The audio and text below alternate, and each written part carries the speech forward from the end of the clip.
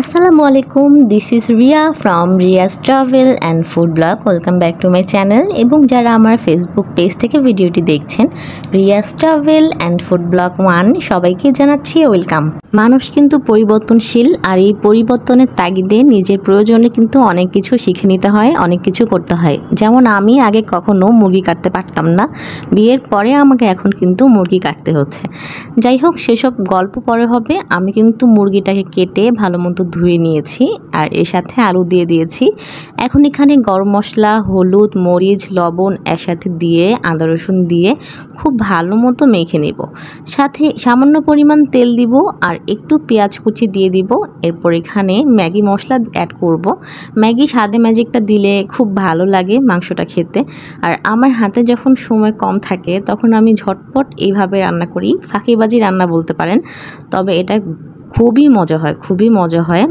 আমি যখনই রান্না করি সবাই খুব প্রশংসা করে। এরপর আমি খুব ভালো মতো মুরগিটাকে মেখে 2টা কাঁচামরিচ দিয়ে আমি কিন্তু চুলায় বসিয়ে দিয়েছি। আর এখন কিন্তু এটাকে আমি খুব ভালো মতো কষিয়ে নিব।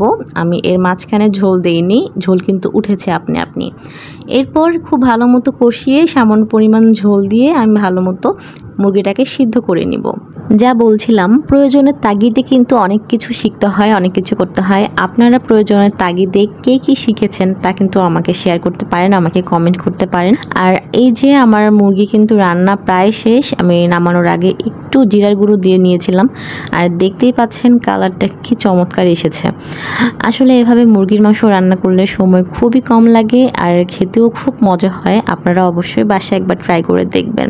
আর আপনারা যারা ইউটিউব থেকে ভিডিওটি দেখছেন, অবশ্যই ইউটিউব চ্যানেলে একটা সাবস্ক্রাইব করে দিবেন, লাইক কমেন্ট করে শেয়ার করে দিবেন।